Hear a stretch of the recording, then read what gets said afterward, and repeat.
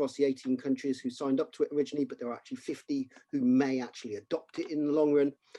We know within those 18, we have a time scale in which they need to be implemented into their transparency reporting.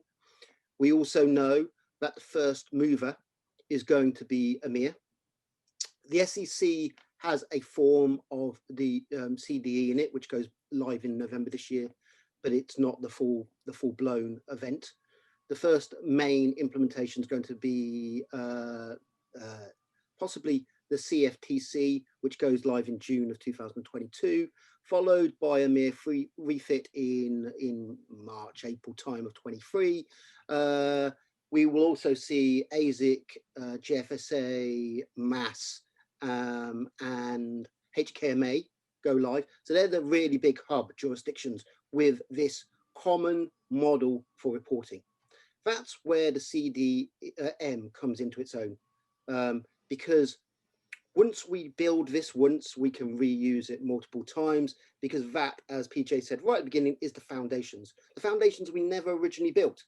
There was an assumption that we all worked off the same models in every firm, but actually every firm was a walled garden, had its own way of identifying a product, its own way of publishing the product out beyond the trading systems into the back systems. We had a normalized data runs when we moved out into the market in certain areas, like for example, in settlements, at the CSDs. We had certain normalized things when we were looking for clearing, because we were mandated to do that. In regulatory reporting, that one channel wasn't there. The CDM will be that one channel for all of us, okay? And that's what we want to do.